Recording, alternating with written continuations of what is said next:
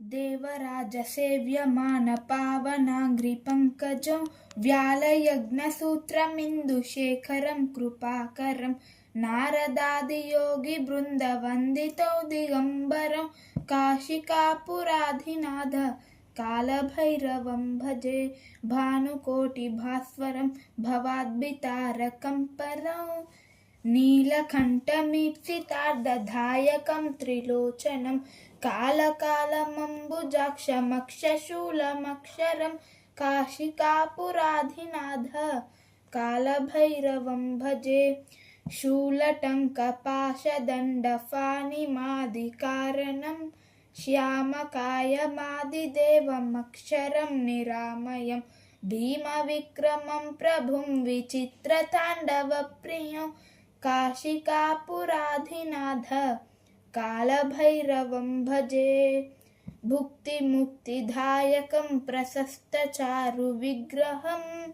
भक्तवत्सलं स्थितं समस्तलोकविग्रहं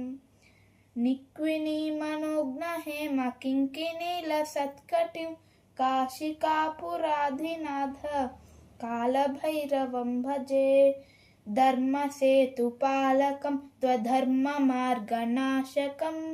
कर्मपाशमोचकं सुशर्मदायकं विभुं स्वर्णवर्णकेशपाशशोभिताङ्गमण्डलं काशिकापुराधिनाथ कालभैरवं भजे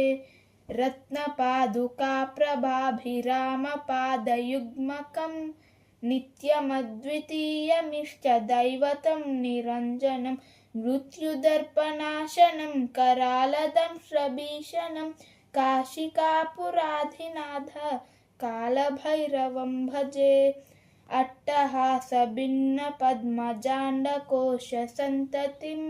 दृष्टिपातनश्च पापजालमुग्रनाशनम् अष्टसिद्धिदायकं कपालमालिकाधरं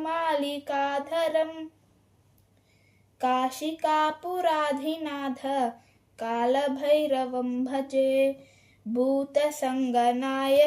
विशालकीर्तिदायकं काशीवासिलोकपुण्यशोधकं विभुं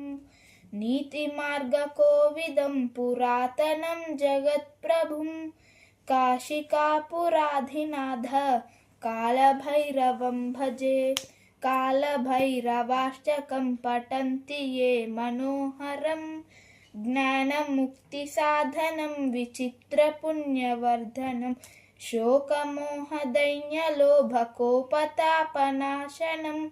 ते प्रयान्ति कालभैरवाङ्घ्रिसन्निधिं ध्रुवं ते